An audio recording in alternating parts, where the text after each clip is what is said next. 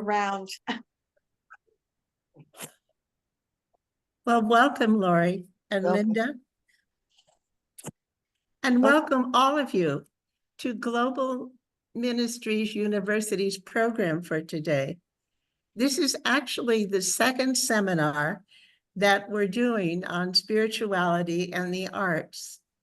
The first one was offered by Michael Luan, who is a GMU doctoral candidate, a Benedictine oblate, a Zen practitioner, humanist, and chaplain.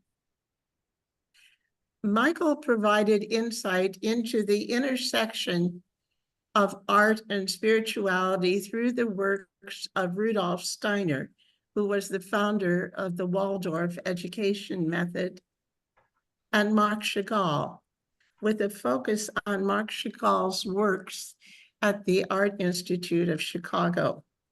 And that's available on our GMU website.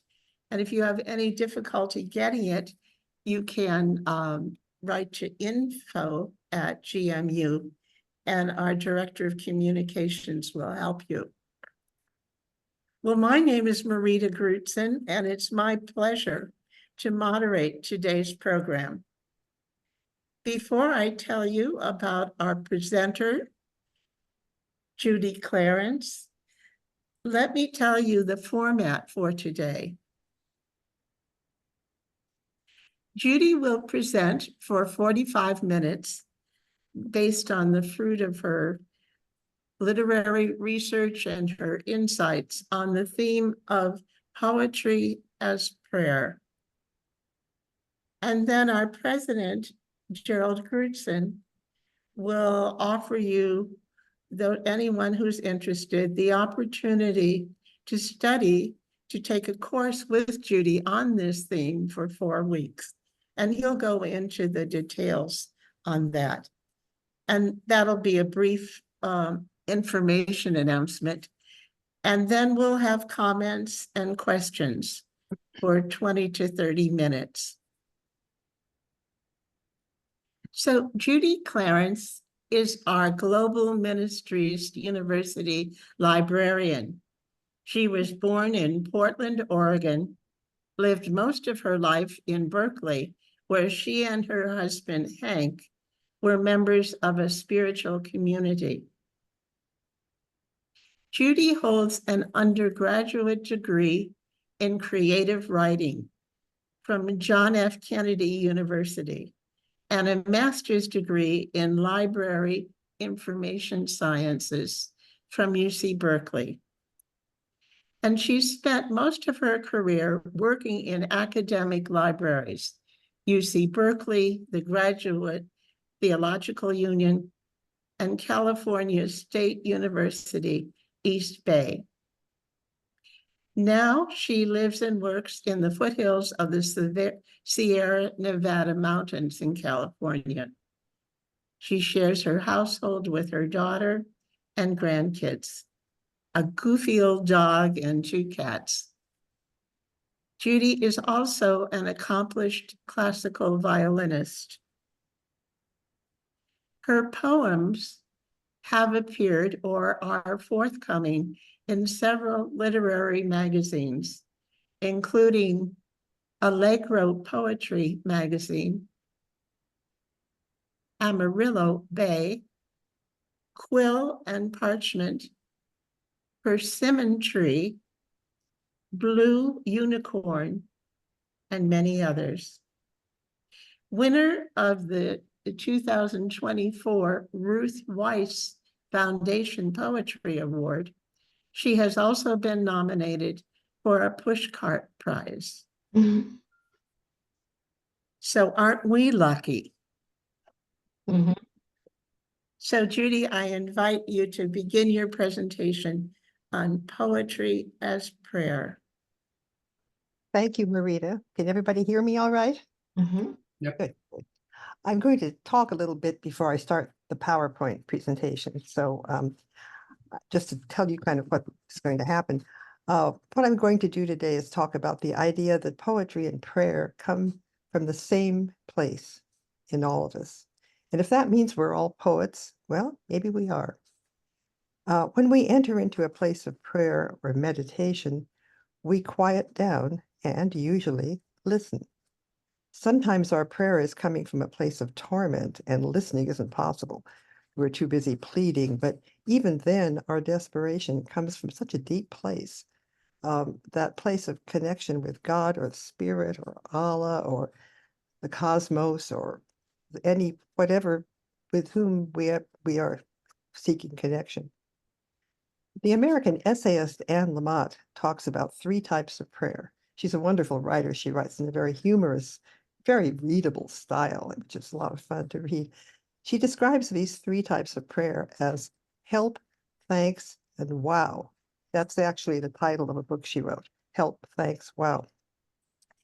And that's kind of where poems come from. A feeling and emotion and observation arises, and the poet opens to a creative act, which is the act of writing about the feeling.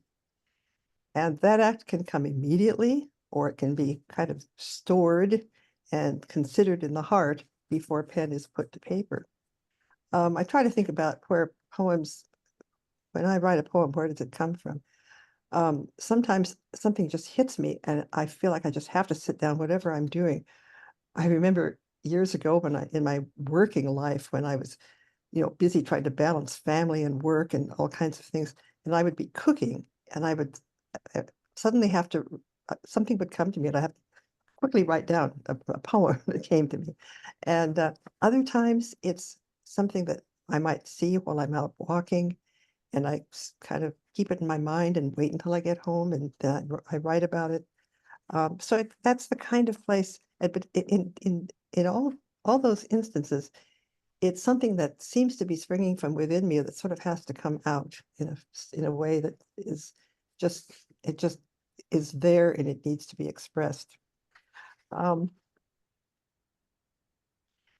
So I'm going to start the screen sharing now, hoping that it will be all right and come out all right. Just a minute. Wait a minute. Oh, come on. I'm trying to get to the Slideshow. I'm trying to make it full screen so that the whole thing is on. Slideshow. Yeah, I know, but it's not here. Hit It's not. slideshow. Oh, I see. Right. No, wait. No, that's Now hit slideshow. but I don't see slide. Oh, up there. There you go. There. No, that's actually not. No, it's Now it's okay. Now I have to view a slideshow. That's what I want to do. There we go. This is what I want to do. And now you're seeing it full screen. It's taking up the whole screen, right? right. That's good. Okay, great. Okay. So I'm going to start out with a very familiar poem, one that you probably all know. Maybe you memorized it in high school. I did. The American poet Robert Frost lived in the early part of the 20th century. He died in 1963. He spent much of his life in rural New England back in the horse and buggy days, and he wrote what is perhaps his most famous poem out of that experience. So this is Stopping by Woods on a Snowy Evening. Whose woods these are, I think I know. His house is in the village, though. He will not see me stopping here to watch his woods fill up with snow. My little horse must think it queer to stop without a farmhouse near, between the woods and frozen lake, the darkest evening of the year. He gives his harness bells a shake to ask if there is some mistake. The only other sounds the sweep of easy wind and downy flake.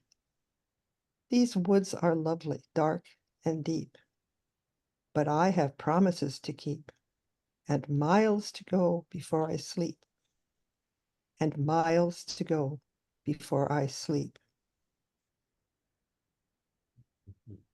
Robert Frost was, he has said himself, an atheist, but no matter, because to me this poem is a prayer.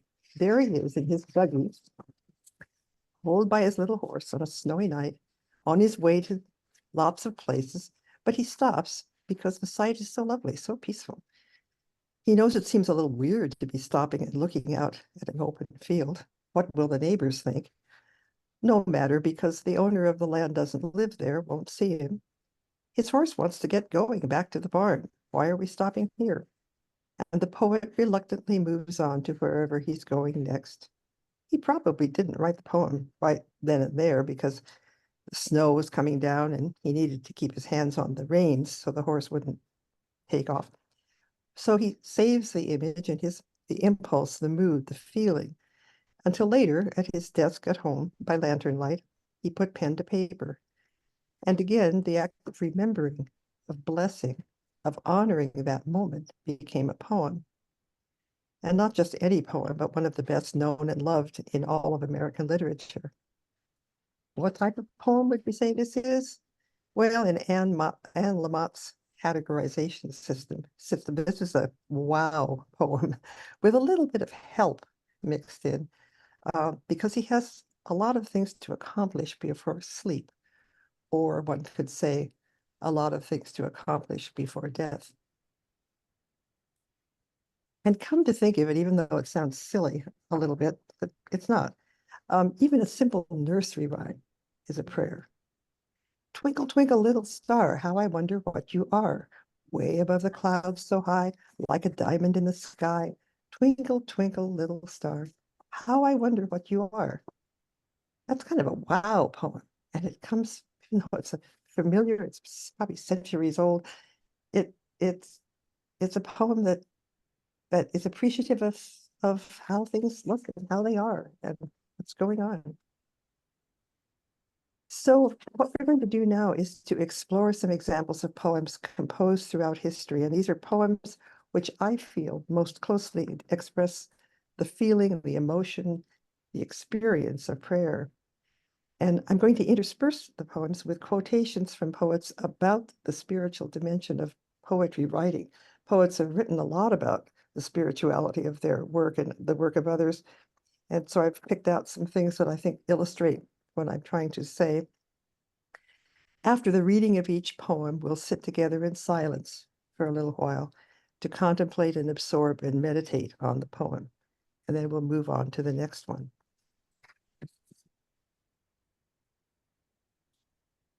Caroline Forche is an American poet. And this is what she had to say. The thing about writing poetry is that the more you're there working, the more you're there writing, the more you realize you are not writing it. The little threads and weavings that come into the poem, one is not consciously aware of these things because something larger is working in you. This is an experience close to revelation, to the realm of prophetic language. And that I'm reading this today, particularly because my good friend Joyce Hoffman is here with us, and she's an artist. And I would imagine that the same thing is true of art. As an artist is creating a piece of art, that you're not almost not consciously aware because something larger is working in you. I'm imagining that. I stumbled across this just a couple of days ago and I had to include it. Maddie Malone is a 14-year-old poet, and her work was included in the Rattle Anthology of Younger Poets. And somebody asked her, or I guess the editor, why do you like to write poetry? And this little 14-year-old says, I think that my love for poetry can only be described as my love for flow. The feeling of flow is the concentration so strong that everything dissolves around you to where your world is only you and the poem. It isn't the words themselves that make me love writing poetry, but the state I am in as I write.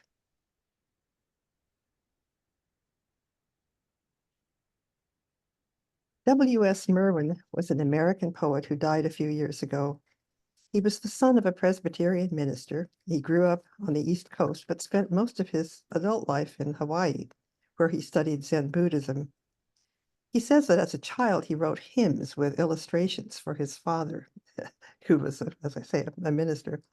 He was twice named the U.S. Poet Laureate. I heard him read in California.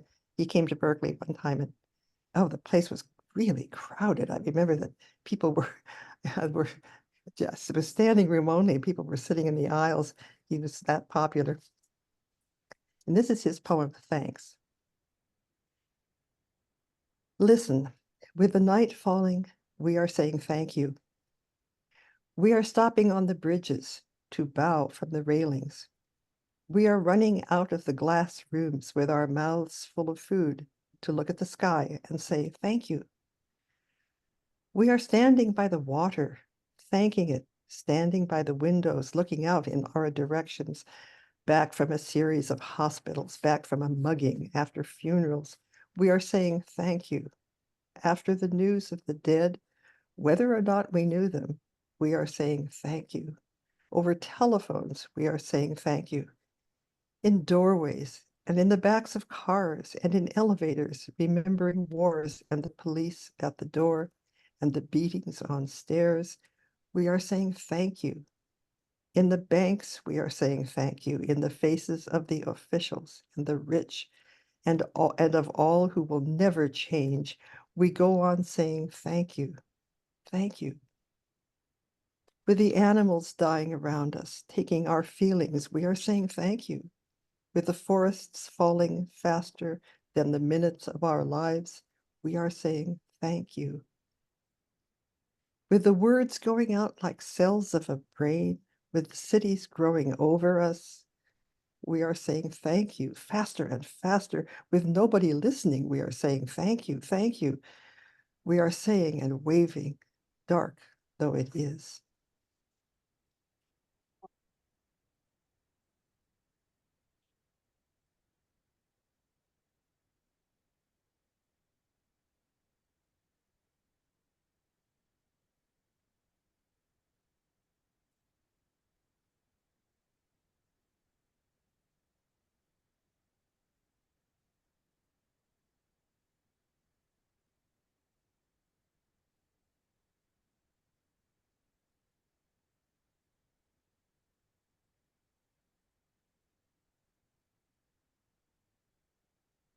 Any given poem is, for me, an attempt to know more largely and intimately whatever condition of being I am in at that moment. Each poem is an act of grappled with comprehension and the entirely provisional resolution of a particular question. We find ourselves off balance, and the poem attempts to recapture balance, or more truthfully, to spring forward into some new balance that will itself remain momentary and soon start to lean. Those are the words of Jane Hirschfield, who's an American poet and writer, and she writes a lot about the spirituality of poetry and has written several books on the topic, in fact. Julian of Norwich. Julian of Norwich was a 14th century English anchoress. An anchoress was much like a nun, as I understand it, but anchoresses lived in solitude rather than in a convent or a community. She lived during the time of the Black Plague, and she became so ill that she felt she was dying. She experienced visions during this time, and when she began to recover, she wrote about them in a long poem called The Revelations of Divine Love. You've probably seen this picture recently because it's being used as a kind of an icon or a meme for, for the concept for making a statement or a comment about what the Republican vice presidential candidate, when he was talking about, what was it that he said? Cat women. Cat ladies, something about, what do you call them? Something cat ladies. Anyway, about single or old maid cat ladies, something like that, putting them down. And so this is, of course, Julian of Norwich, who is anything but that. 14th century. God wants to be thought of as our lover. I must see myself so bound in love as if everything that has been done for me. That is to say, the love of God makes such a unity in us that when we see this unity, no one is able to separate oneself from another.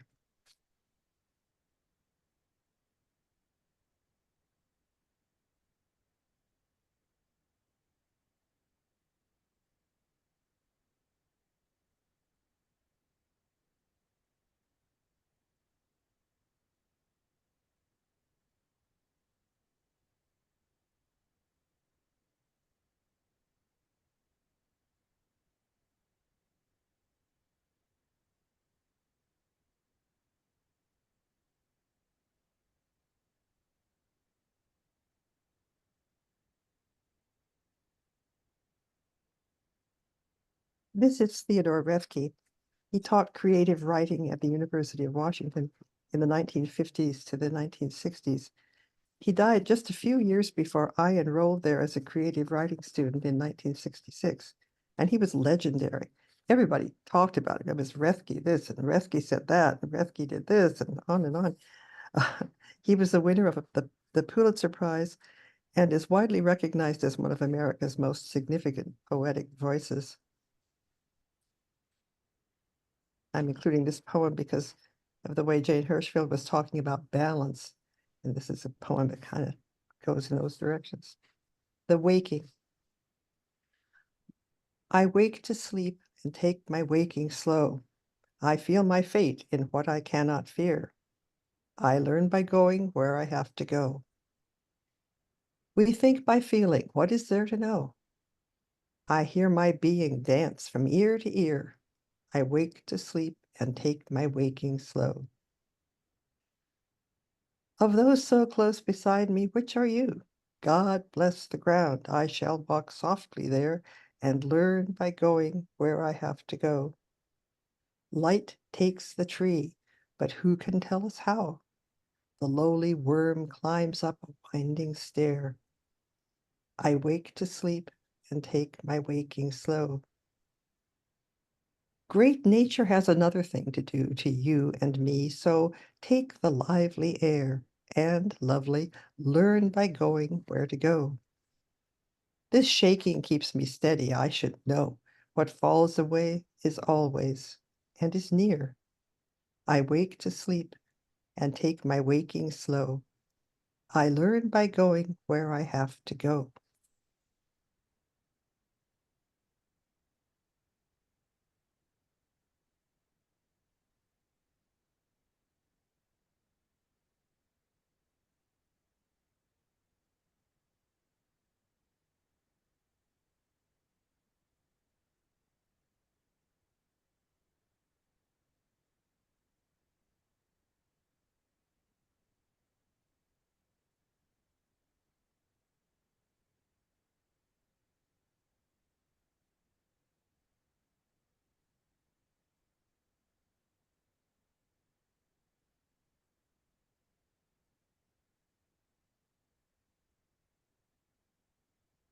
Here are two comments that are kind of related. The first is by Simone Weil, just 5 words, but it's so, those 5 words are so deeply significant.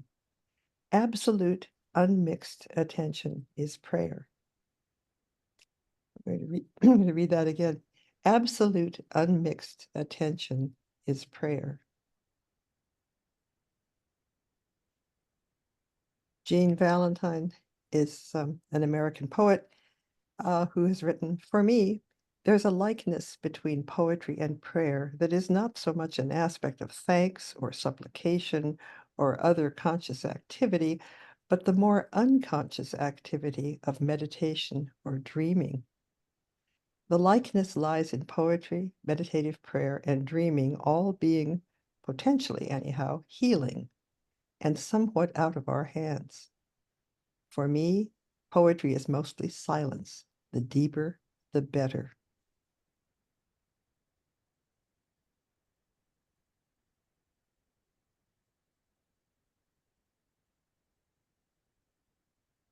Sandra Cisneros is an American novelist and poet who grew up in a family that moved back and forth a lot between Mexico and the United States. She writes about her identity as a Hispanic American woman and is also a practicing Buddhist. And this is a poem called Remedy for Social Exposure. And before I start reading it, imagine yourself, we probably all have, a very busy social gathering where a party, a very kind of noisy party with everyone talking and having drinks and eating and whatever. And it's almost, it becomes sort of overwhelming. And so this is her poem about remedy for social overexposure. Seek a peril tree and sit beneath immediately. Remove from ears and tongue words. Fast from same. Soak in a tub of seclusion. Rinse face with wind. In extreme cases, douse oneself with sky, then swab gently with clouds. Dress in clean, pressed pajamas, preferably white. Hold close to the heart, chihuahuas. Kiss and be kissed by saint. Consume a cool glass of night. Read poetry that inspires poetry. Write until temperament returns to calm. Place moonlight in a bowl. Sleep beside and dream of white flowers.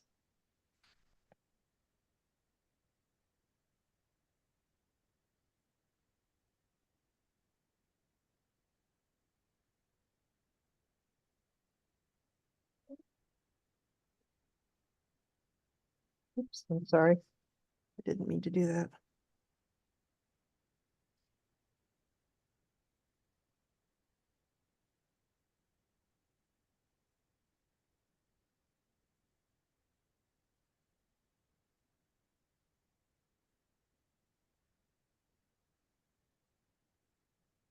Li Young Li is a Chinese-American poet who writes a couple of quotes here. I think poetry provides an important service. It uncovers our deepest identity. When we read a poem, that's what we get, our deepest identity, who we are fully. Religion is a path to this uncovering, but it's not as immediate. Poetry provides a very deep, immediate service, like a church service. It is proof of contact with God, proof that contact with God is possible, and not through a middleman. People who read poetry but don't write it are like those who have just heard about the burning bush. They've got to write poetry. They've got to read it also, because then they've heard about the burning bush. But when you write it, you sit inside the burning bush, which is different. I think everybody should write poetry. I'll have more to say about that concept later at the end, the idea that everybody should write poetry.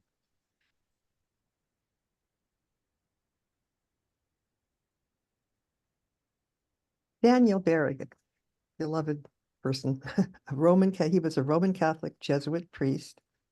He was an anti-war activist and a poet and playwright who died about a decade ago. His anti-war activities, especially during the Vietnam War era, resulted in multiple carcerations and prison terms. And in 1980, he founded the Plowshares movement. This is his poem, Miracles.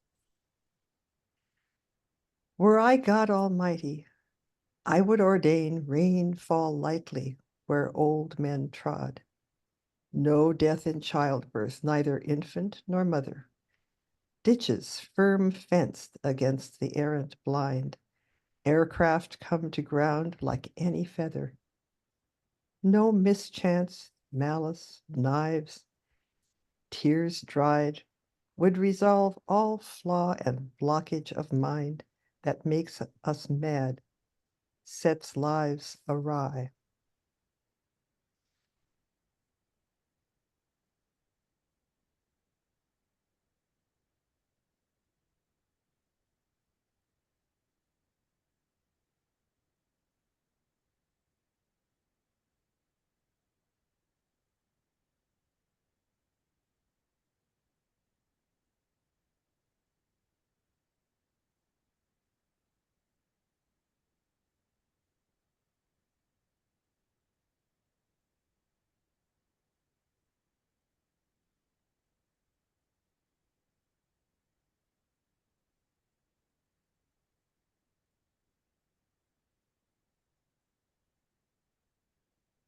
Alicia Ostraker is an American poet who wrote, "The deepest possible silence is the silence of God." I feel a poem ultimately imparts silence. It's disillusioning. It disillusions us of our own small presence to reveal the presence of this deeper silence, this pregnant, primal, ancient, contemporary, and imminent silence, which is God. And now we're going to move backwards about 4,000 years.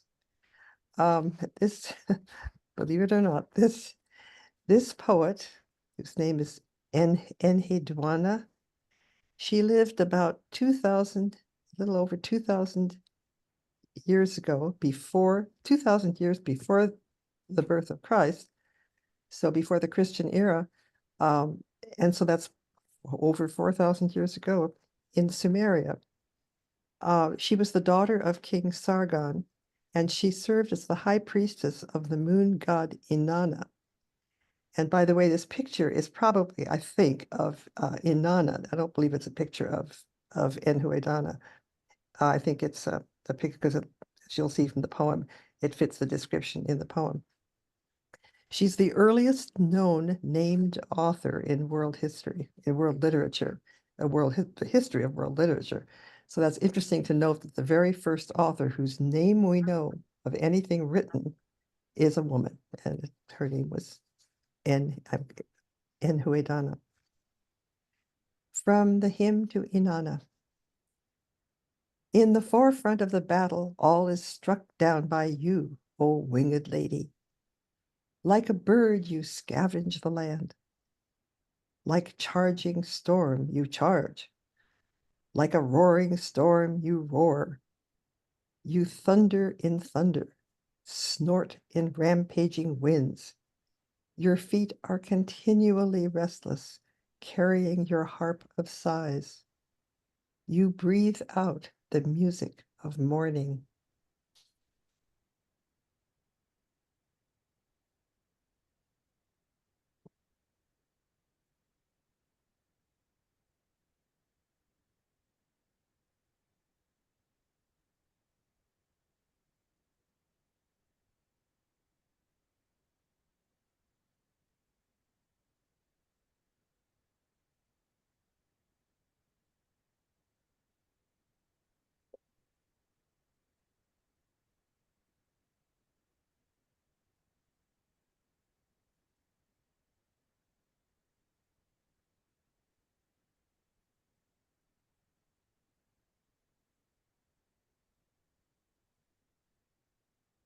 Walt Whitman is considered to be one of the most influential poets in American literature.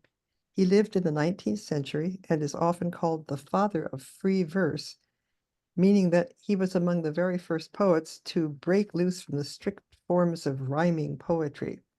So if you notice his poems, often the lines do not rhyme at the end, and that was huge back in that era.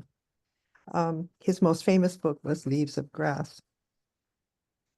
This one is one of my favorites. It's called When I Heard the Learned Astronomer. When I heard the learned astronomer, when the proofs, the figures were ranged in columns before me, when I was shown the charts and diagrams to add, divide, and measure them, when I, sitting, heard the astronomer where he lectured with much applause in the lecture room, how soon, unaccountable, I became tired and sick, till rising and gliding out, I wandered off by myself in the mystical, moist night air, and from time to time looked up in perfect silence at the stars.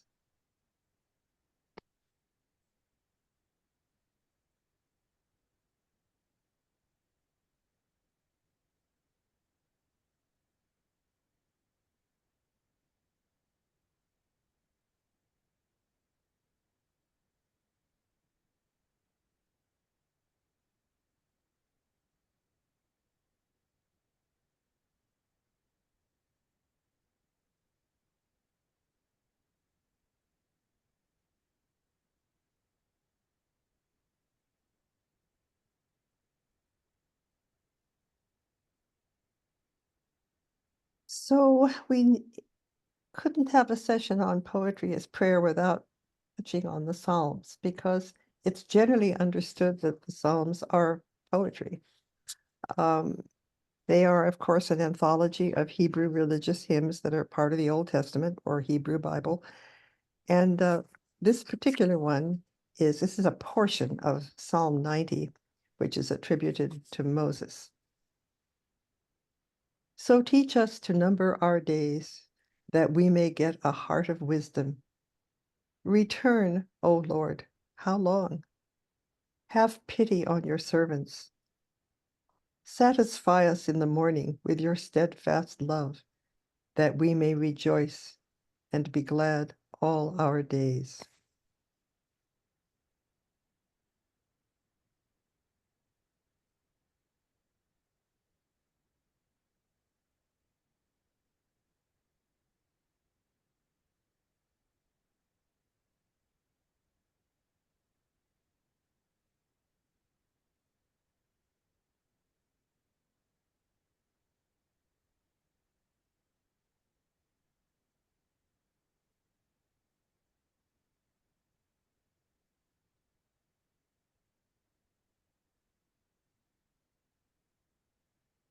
Christian Wieman writes, I am drawn to mysticism and mystics and weird ways to God.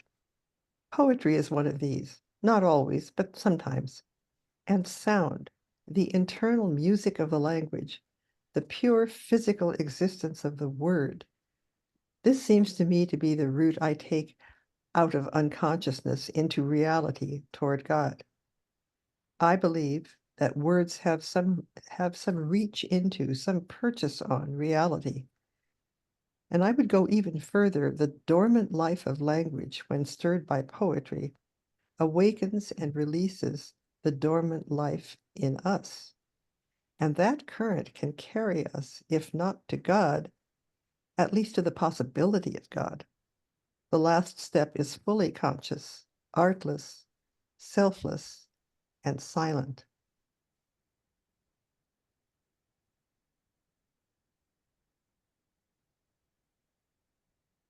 Galway Kinnell was an American poet born in Rhode Island who died a decade or so ago.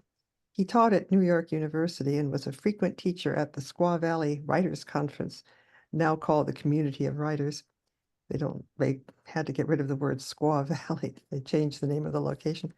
I was at what was then called Squaw Valley in the early 1970s. I was a student there and I studied with him.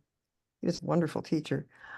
He was an activist for social justice, and he wrote frequently about his deep love of nature. This is On the Frozen Field.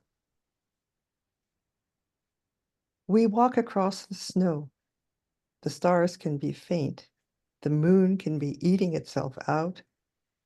There can be meteors flaring to death on Earth. The northern lights can bloom and seethe and be tearing themselves apart all night. We walk arm in arm, and we are happy. You in whose ultimate madness we live.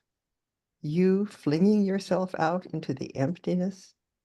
You, like us, great for an instant.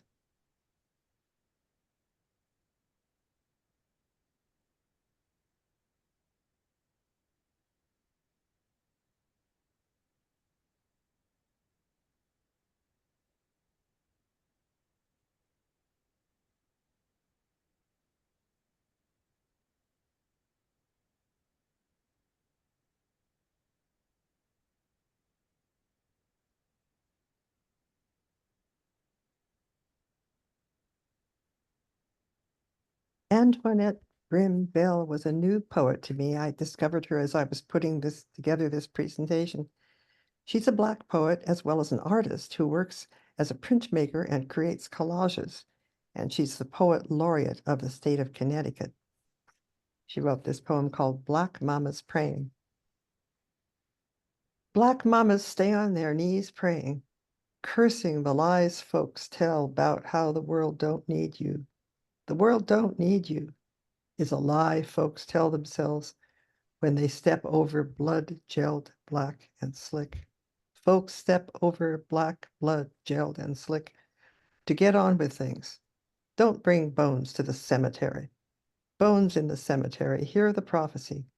Together, bone to bone, tendons and flesh, skin, bone to bone, tendons and flesh, skin, together, Four winds breathe into these slain, that they may live.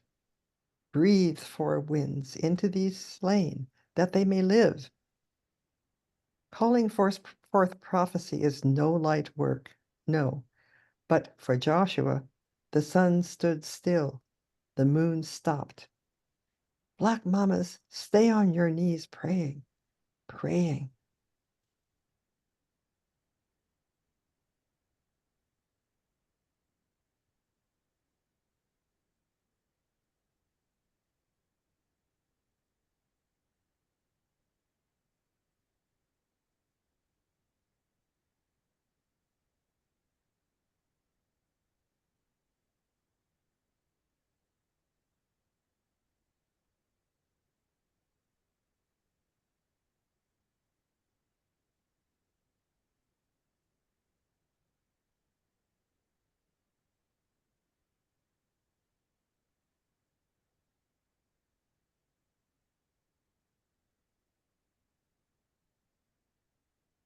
William Butler Yeats was an Irish poet and playwright who flourished in the late 19th, early 20th century.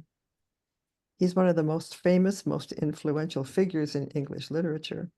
He was a Protestant of Irish English descent, and he won the 1923 Nobel Prize in Literature. It's a very famous poem. Most of you have probably heard it, The Second Coming. Turning and turning in the widening gyre, the falcon cannot hear the falconer. Things fall apart, the center cannot hold. Mere anarchy is loosed upon the world.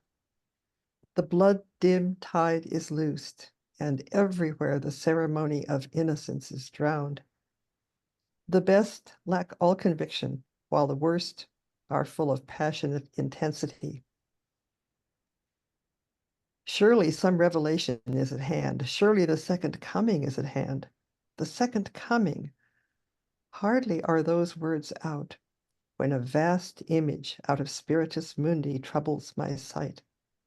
Somewhere in sands of the desert, a shape with lion body and the head of a man, a gaze blank and pitiless as the sun, is moving its slow thighs, while all about it reel shadows of the indignant desert birds. The darkness drops again, but now I know that 20 centuries of stony sleep were vexed to nightmare by a rocking cradle. And what rough beast, its hour come round at last, slouches toward Bethlehem to be born?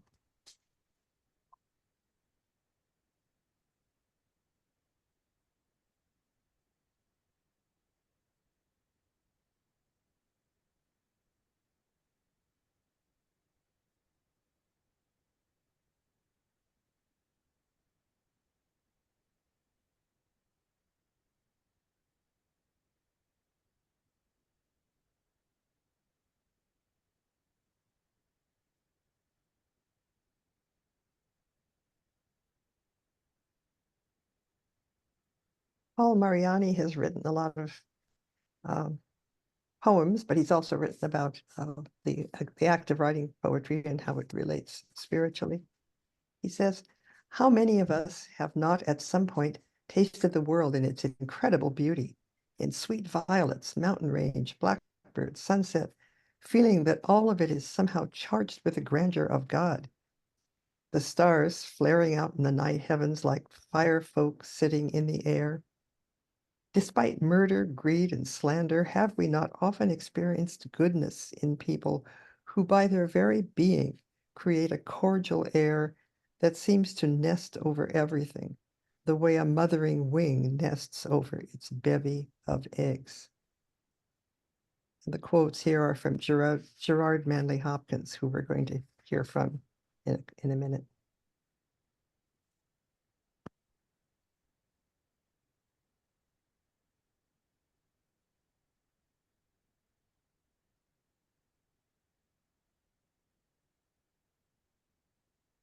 Xu Xuanzhi lived in China in the 9th century AD. That's a long time ago, too. Well over 1,000 years. She was a Taoist nun And details about her life are kind of controversial and a little sketchy, including the suggestion that maybe, this is kind of not verified, but they think she died by decapitation when she was only 28. She was executed for allegedly killing her maid. Her poetry was unusual for its time, as she wrote with a frank, kind of autobiographical style. Apparently, other poets in China at the time were writing not so much from their own experience, but more from their observation of spiritual nature of things. This is At Home in the Summer Mountains. I've come to the house of the immortals. In every corner, wildflowers bloom. In the front garden, trees offer their branches for drying clothes.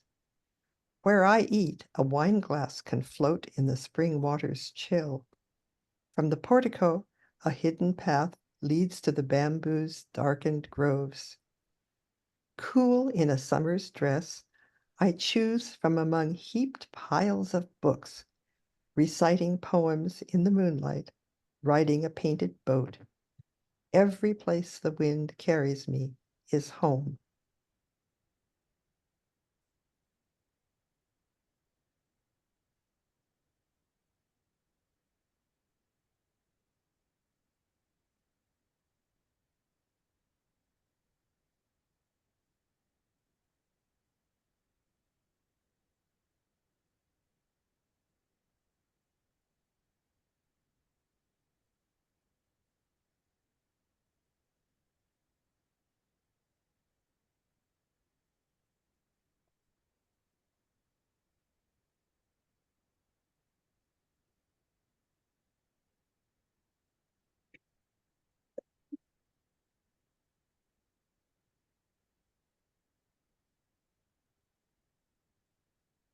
Gerard Manley Hopkins was a 19th century English poet and a Jesuit priest whose poetry was not fully recognized or appreciated until the 1930s, some 40 years after his death. He was an adult convert to Catholicism, and he struggled throughout his life to validate his writing of poetry, which he worried was a distraction from his priestly vocation. The grandeur of God.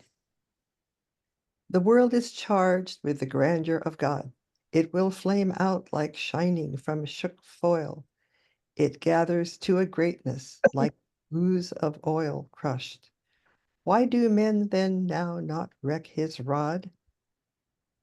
Generations have trod, have trod, have trod, and all is seared with trade, leered, smeared with toil, and wears man's smudge and shares man's smell. The soil is bare now, nor can foot feel being shod. And for all this, nature is never spent. There lives the dearest freshness deep down things.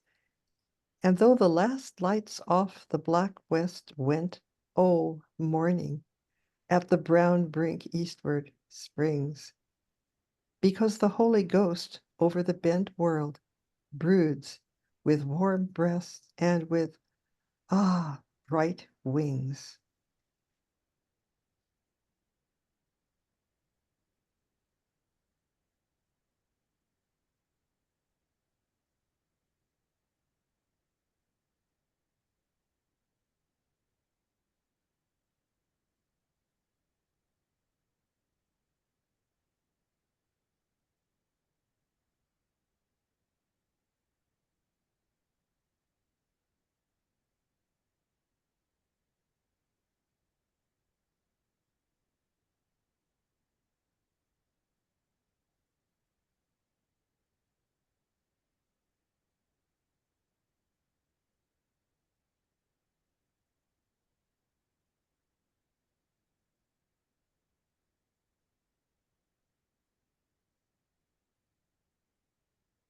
And this is the last poem, the last poet.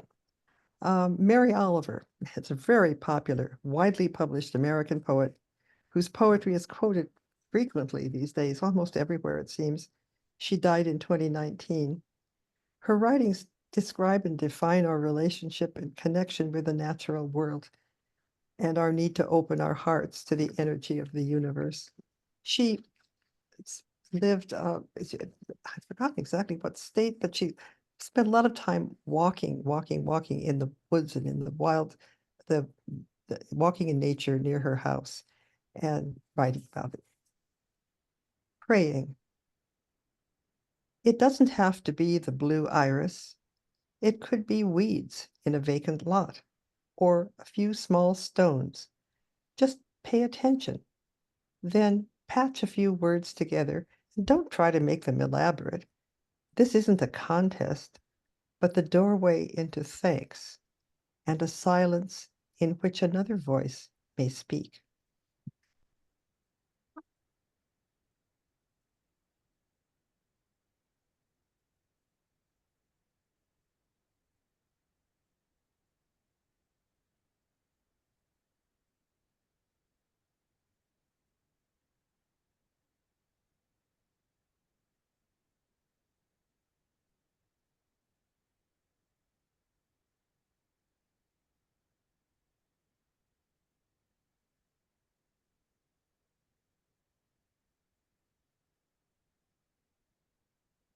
So I think that poem is a wonderful way to conclude today's presentation because I'm thinking that maybe one of these days you might be inspired to write a poem.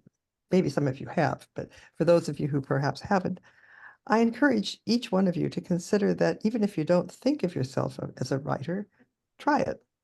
When something moves you deep within your spirit, maybe the energy of sorrow or love or desperation or the sight of something beautiful, write a poem. Forget about rhyme or form or correct grammar. Just sit down with a pen or a pencil and a sheet of paper or a blank document on a computer screen and let the words, the prayer, come as they will from a place so deep within you that you wonder where they're coming from. Your inner soul, the voice of spirit, maybe both. Thank you so much. And that's the end of the presentation. So stop screen sharing and go back to the viewing, looking at you all. Excellent. Thank you so much. I loved it. Oh, good. Thank you. Thank you, Joyce. While Judy catches her breath, I'm going to ask Jerry to give information to anyone or ones who might be interested in following this up with a series of classes with Judy on this theme of prayer, poetry as prayer.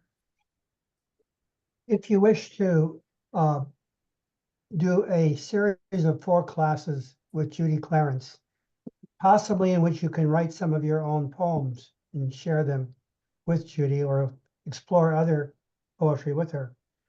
This is an opportunity, I think, that's quite wonderful.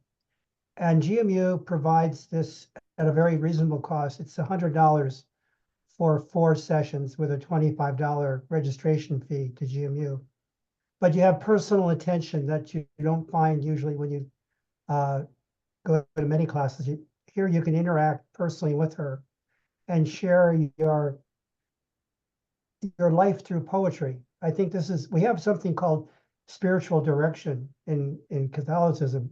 In a sense, you can explore your own spirituality through poetry with a person who's very well versed in not only writing poetry, but also the spirituality which underlies it. So I would encourage you to think about it. If you wish to do so, you just write to info@globalministriesuniversity.org, info@globalministries.org. And on our website, and let Mary Atke know that you're interested in doing this kind of work with Judy. And there's also a place on our website where you can make the payment that I just mentioned. If you have questions, you can also Mary will get back to you if you have any, but we'll probably see if there's, we've done this before with other programs and it seems to work very well. So if you would like to work with Judy, I encourage you to follow up with our information officer, Mary Acte. Thank you, Jerry.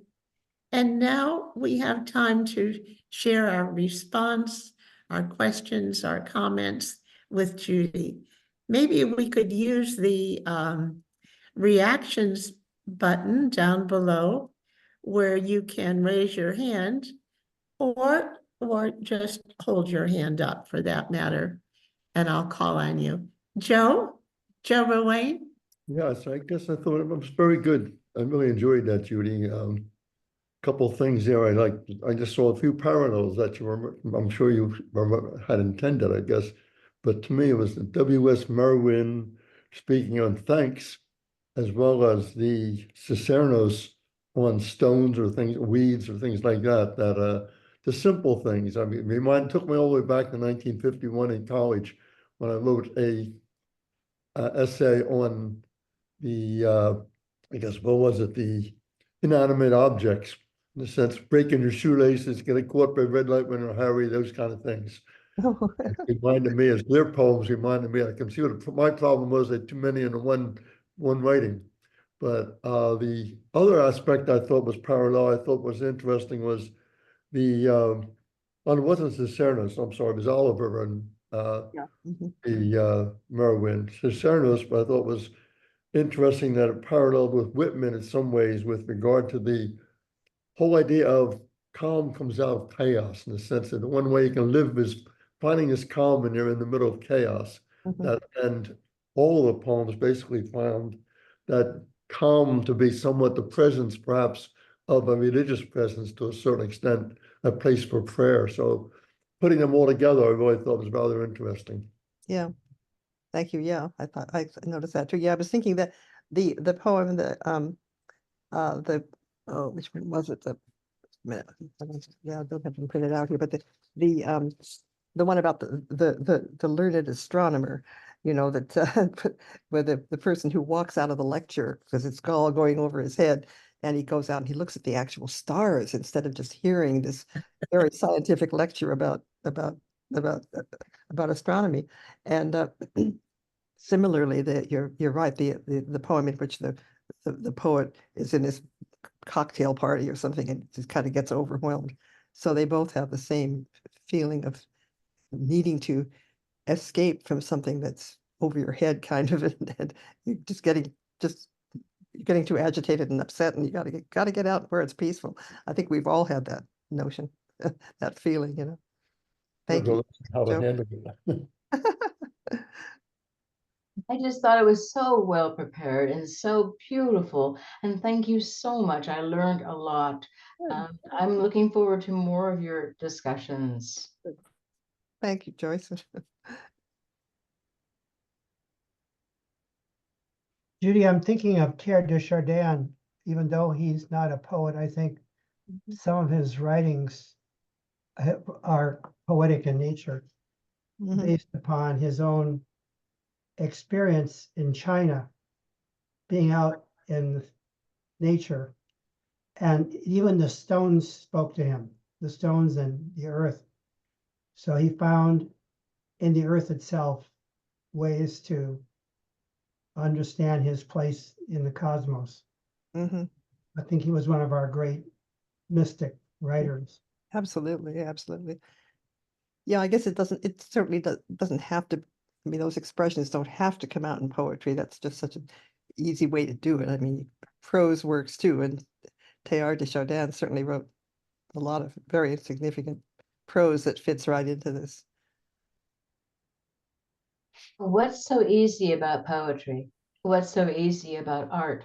What's so easy about writing? I mean, it's not that easy to speak yourself. I mean, speak what you're really, what's not really visible to other people. You know, this is a special gift. Thank you for it. Yeah, it's not, you're right, but I mean, it's not, well, sometimes it's easy, sometimes it just comes right out and it's just very easy, but other times it's challenging. And I think people get so concerned about, at least a lot of people, they're trying to, and this is true of all the arts, trying to compare themselves with those who are highly successful and very famous and well known. I'm reminded of adult people that I've known who have tried to, for the first time, play the violin. And because in their minds they hear Itzhak Perlman or, or Joshua Bell, because they've heard these great violinists, right? And they try to, they think, oh, I don't sound anything like that. That's terrible. And they put it down.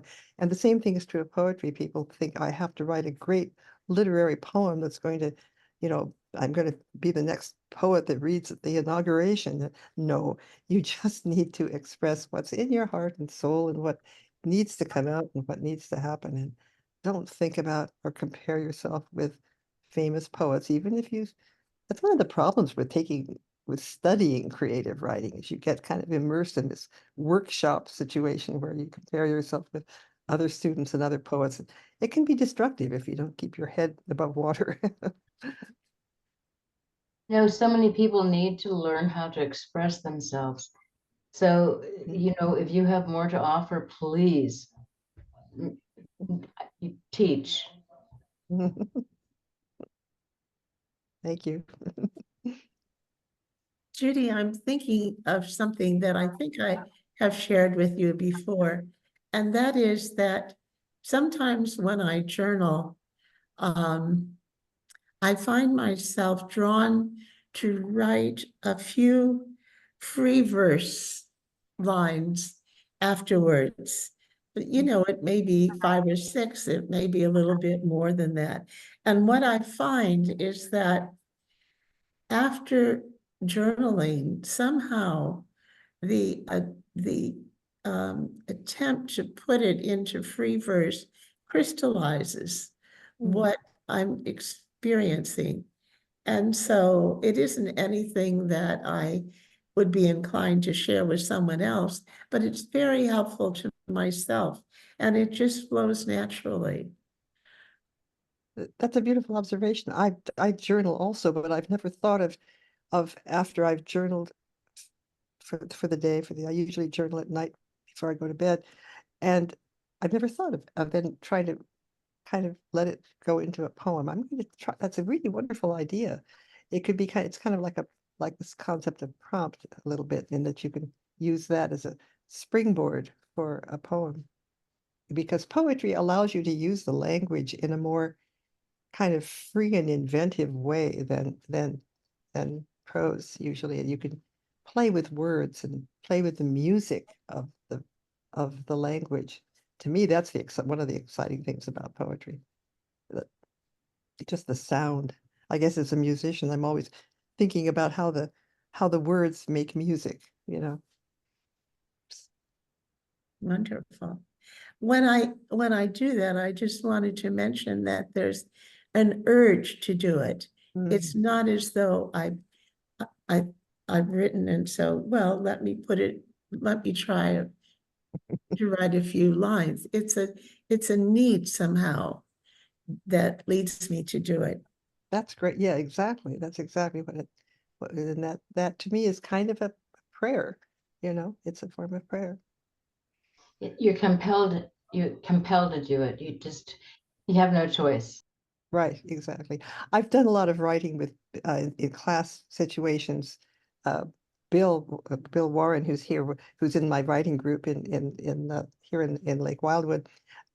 We do these prompts sometimes in class in our meetings. Somebody will come up with some prompts, meaning some subjects. Write about this or write about that, and I love to do it. It's fun, and it kind of you can play around with words and do interesting things. But I don't think I have ever written a poem that I felt was successful or really good based on a prompt, because it's coming from a very different place. It's not coming from a deep feeling. It's that somebody's saying, "Oh, write a poem about a turtle." Okay, I can do that. That. But they, oh, that's fun. That was cute. I wrote a okay poem about a turtle, but I'm not expressing me and my real feelings, so very different. I thought it was interesting that sometimes when one's writing, you're you struggle how to put the right phrase in, and yet one of the poems, couple of poems, actually the 14-year-old and the one before that, basically said so often you sort of grabbed it by the sentence goes right out of your hands, you don't even know it's there, and then something come up. I really appreciated that aspect of it. Yeah, I'm enjoying your writing. I've been following your kind of autobiographical entries on Facebook, and you writing about your life, Joe. And it's really, I really love it. Keep at it.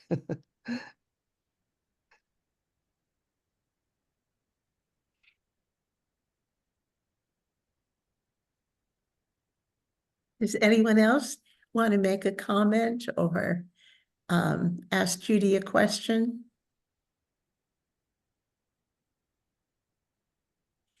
Yes, Bill. Yeah, this is such a new area for me, and I, just wanted to join. I get inspiration from hearing, just different things that my consciousness doesn't take me to naturally, and so, I just am very appreciative to have had this experience, and thank you for having me. And Judy, it was just wonderful. Thank you. Thank you. Thanks for coming, Bill. I'm really glad to see you. Yeah.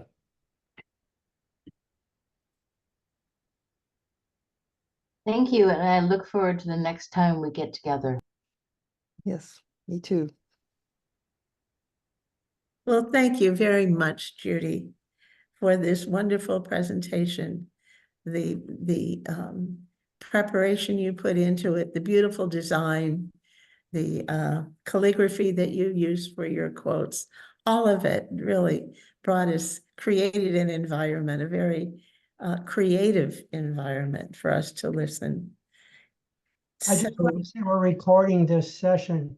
Will be available if you want to have other people have the opportunity to. There's no charge for this session, so it'll be posted on GMU's YouTube site, which you can find on our website. So thank you, Judy, for taking all this preparation. It was wonderful. Well, thank you for inviting me to present today. So it's been a pleasure. Have a good evening, everyone. Okay. Yeah, you. Bye. Hello, Jillian. Bye, Nancy. Wave to me, Nancy.